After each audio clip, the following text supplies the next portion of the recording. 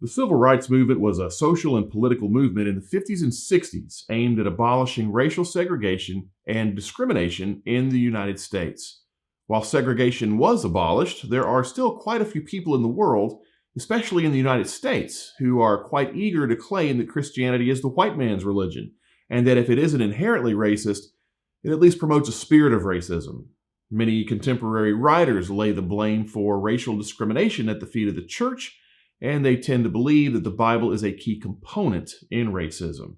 But not everyone believes this, and if you want to find one of the most authoritative living voices who can attest to the Bible's opposition to racism and segregation, you have to look no further than Dr. Fred Gray.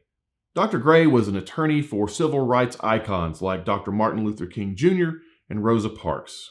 He also represented victims of the Tuskegee syphilis study.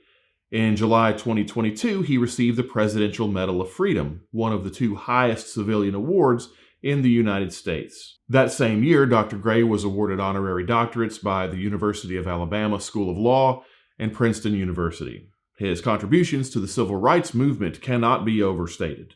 In October 2022, Dr. Gray spoke to students in chapel at Faulkner University.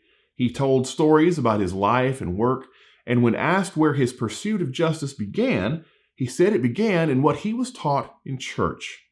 During his interview with President Mitch Henry, Dr. Gray told us a bit about his career and motivations. He was born in Montgomery, but had to leave to go to law school. Because of his ethnicity, closer schools were not an option for him. He said that he had to leave the state to go study law, but there was one thing he promised to do. I had a commitment before I left, and that was I was going to, as the president has mentioned to you, I was going to finish law school, come back to Alabama, take the bar exam, pass the bar exam, and destroy everything segregated at this time. I started doing that, being admitted to the Alabama bar on the 7th of September 1954, and been practicing law for some 68 years since then. But it is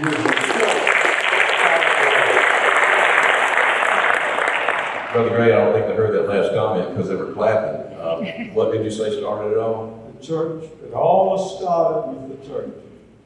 If it had not been for the instructions which I received at the Church of Christ, what was then a little white building on the corner of Holy Columbia, which my father helped to build, the first one that was there, is what gave me the desire and this determination to try to not only solve those problems, but that African Americans had a right to enjoy all of the rights and privileges of all other citizens of the United States, and that's how it started. Thankfully, Dr. Gray's determination to dismantle segregation brick by brick met with resounding success. He's been recognized for his Herculean efforts to make sure that African Americans enjoy the same rights as everyone else. But I want to point something out. It's important to note that Dr. Gray was born in and lives in the Deep South. He's been the target of racism. He's seen innumerable injustices. He grew up in a time and a place when it was taken for granted by a rather large number of people that anyone with African ancestry was physically, mentally, biologically inferior to anyone with European ancestry. And yet I want to repeat what Dr. Gray said about where his pursuit of justice began. It began in what he was taught in church. For Fred Gray, it was that faith that fueled his passion for destroying segregation.